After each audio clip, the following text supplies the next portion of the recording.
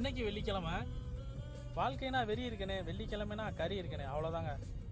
வண்டி எடுத்துட்டு நேராக மார்க்கெட் நோக்கி போயிட்டு இருந்தேன்.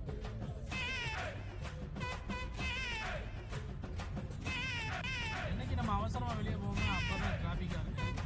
கிழமைனா நம்ம ஆட்களை கையிலே பிடிக்க முடியாது. காலையிலேருந்து ஜும்மா தொழுகிற வரைக்கும் பரபரப்பாகவே இருக்கு. மார்க்கெட் இன்னைக்கு அவ்வளோவா கூட்டம் இல்லை, பார்க்கிங் கிடச்சிருச்சு. நேரம் நம்ம கடைக்கு போகிறோம்.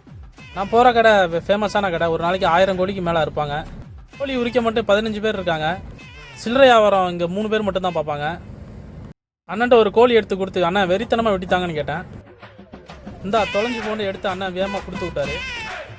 நம்மளும் வாங்கிட்டு அடுத்த ரவுண்டுக்கு ரெடி ஆயாச்சு. வீட்டில் அதிகமாக பூனை இருக்குது, பார்த்து நடந்து போகணும், மிச்சிடக்கூடாது. இங்கே பூனையை புள்ள மாதிரி பார்ப்பாங்க, ஆனால் ஆடைத்தான் அறுத்து தொங்க விட்ருவாங்க. காலையிலே பையா கோவத்தை பூரா ஆட்டு மேலே காட்டிகிட்டு இருந்தான்.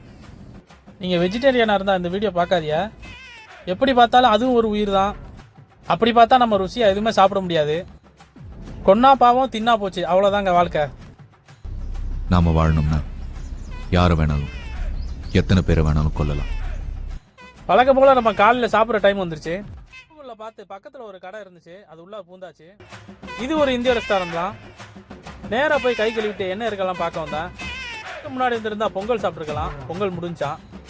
மேகி இருக்குப்பா சாப்பிடுன்னு அவங்களே சொன்னாங்க. சரி கொடுங்கம்மா அப்படின்னு சொல்லிட்டேன். புதுசாக கம்மங்கூழ் வச்சுருந்தாங்க, சாம்பிள் கொடுத்தாங்க, அதையும் சாப்பிட்டாச்சு. சிறப்பாக வந்த வேலை முடிஞ்சு.